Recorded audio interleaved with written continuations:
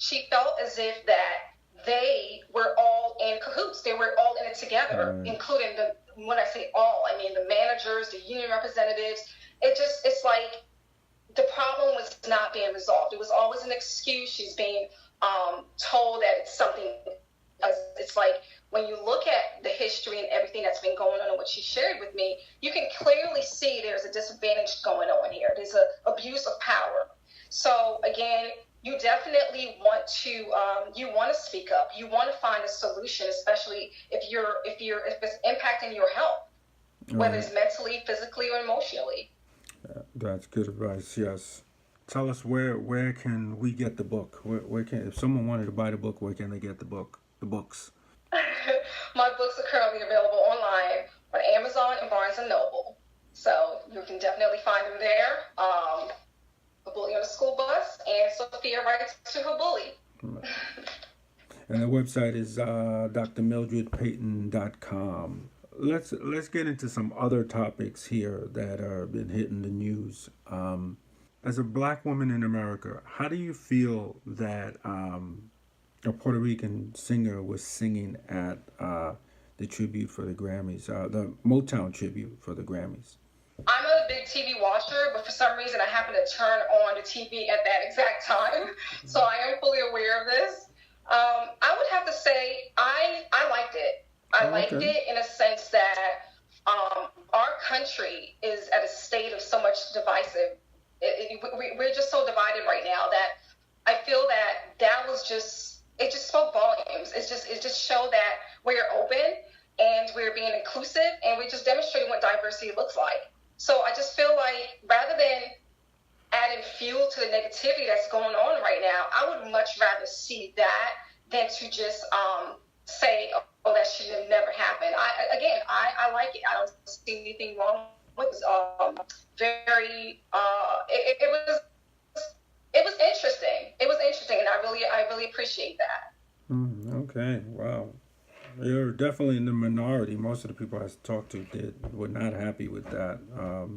But that's good. That's fresh. That's a fresh side to see of it. Absolutely. So, what issues that affect the African American community concerns you the most? Well, as a parent, I would have to say a lot of times I hear the quality of education in predominantly African American neighborhoods, the lack of resources that are available, and the kids are pretty much not gaining as much as they. And so I hear that a lot, and I do see that. And that's a problem because we have to prepare our children for the future. They are going to be leaders in the future. So we have to make sure we invest in our kids and not put them at a disadvantage. So I would say to that is, as a parent, if your child is at a disadvantage, you have to go the extra mile and make sure that you are providing them external resources if they're in a school district where the quality of learning is not up to par. You have to go the extra mile and put in the work and help your child so that it can be ahead and not really look so much as to what the school district is not doing or providing. Yes, that's an issue, but until the leaders acknowledge that and make it a priority, it's going to be a problem. So again, I bring the ownership and accountability back to the parents because at the end of the day, you have to invest in your child. You have to go the extra mile. You have to do the hard work and making sure you prepare your children for the future, whether the school districts are up to par or not. Right. Yeah, that's the same thing I say about bullying. You have to help your child. You have to be ready to help your child, even if the school's not. Good point. So you mentioned you have children. What in your life would you like your children to take away from everything that you have done? Wow, that's deep.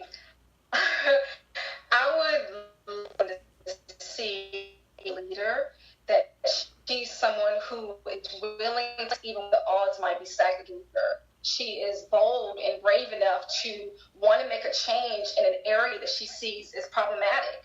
So if I can lead that for my daughters to see that my mom, this is her legacy, this is what she did, this is how she improved other people's lives, I would be at peace. So have your children experienced any bullying? Oh, yes. Even the bullying experts, kids are not exempt. So, Right. unfortunately, yes, I have witnessed both of my daughters experience bullying.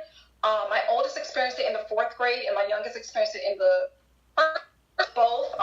It was devastating to see them go through it.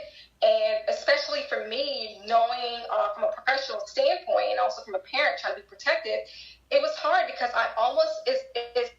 it's almost as if like the issue was being downplayed by school administrators. And this is a major issue because that was also what I found in my research. A lot of attention was not being given to those parents who were advocating for their children, who were trying to resolve the matter.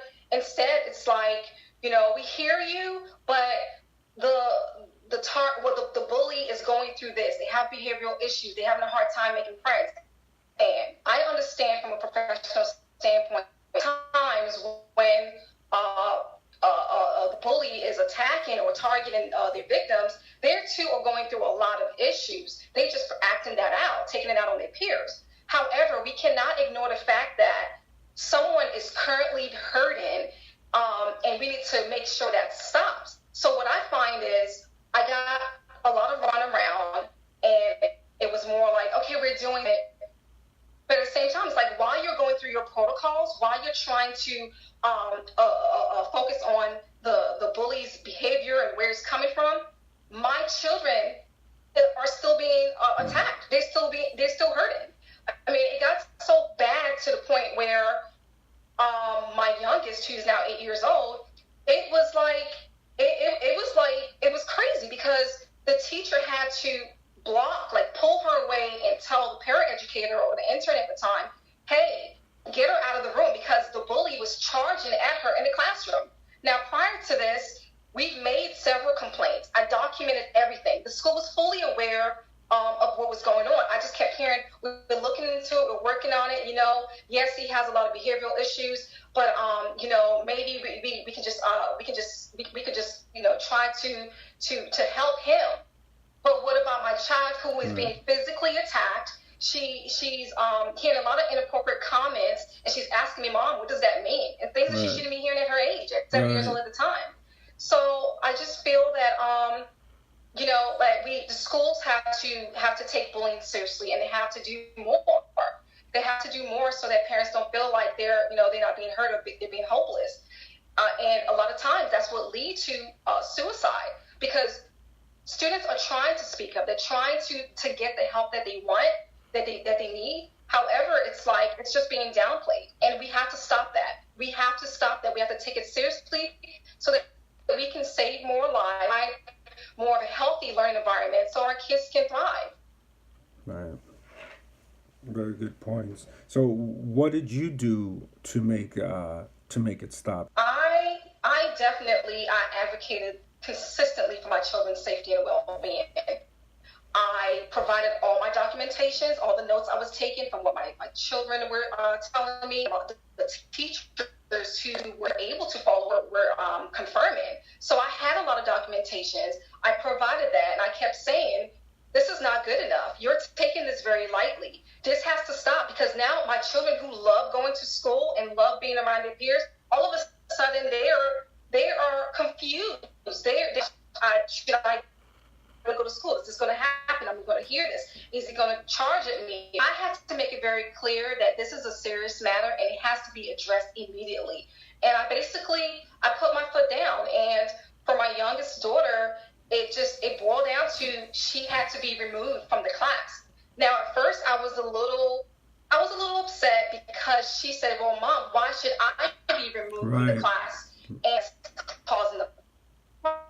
And again, because it was so hard to place him in another class where it will suit his learning capabilities. But you're also dismissing my child. But in the end, it worked out because my daughter ended up being in another higher reading level, which she should have already been placed in her in another class. Emotionally, and it just many ways. And we had to keep reinforcing and reiterating that, look, you're not the problem, even though you were moved in another class and you no longer have your classmates and your friends that you enjoy being with. You're not the problem, but this is the best thing they can do for you right now so this problem can stop immediately. So again, I was just really persistent